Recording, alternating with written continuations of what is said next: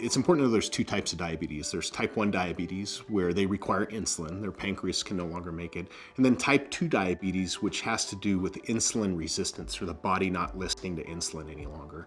And that's tied closely to metabolic abnormalities, particularly weight gain. One of the big benefits of having a primary care provider and a close relationship with them is, as you're coming in describing certain symptoms, we're thinking of other conditions that might explain that. Something as simple as my vision being blurry could be something that says I have new onset diabetes.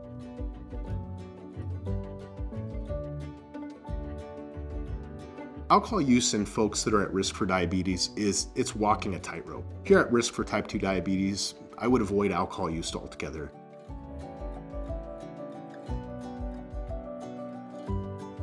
The hallmarks of effective diabetes management center around tightly controlling blood sugar glucose. So we want to keep you within a range where your blood sugars aren't crossing above or below certain levels. Screening is so important, not just from detecting early onset diabetes, meaning elevated blood sugar.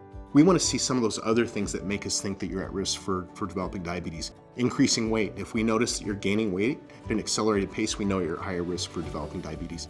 Increasing blood pressure. We know that elevated blood pressure is something that we see as part of the phenomenon in patients who are developing diabetes. Also, increased cholesterol levels. That's also a risk factor or a signal that your body may be struggling with metabolizing carbohydrates, which is a hallmark of diabetes. Healthy weight is the most important step of preventing diabetes. When you're looking at what you should be eating, we always talk about diets rich in good omega fats, lean meats, balanced carbohydrates, whole grains.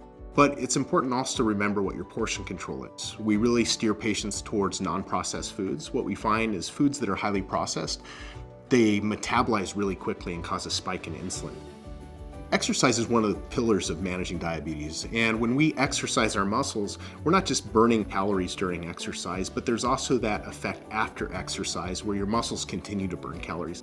Really increases the metabolic rate of patients, and diabetes is a problem with energy in and energy out. If we can manage the energy that we're expending with the energy we're taking in with calories, with what we're eating, that's going to lead to excellent diabetes management. Providence prides itself on providing world-class health through human connection. And we have a team of very motivated specialists, whether it's endocrinologists who specialize in diabetes, dietitians, primary care providers that are also expert in the management of this condition. It's going to take a team approach to this, engaging with our patients, understanding what drives them, and again, focusing on that human connection to get the best outcomes.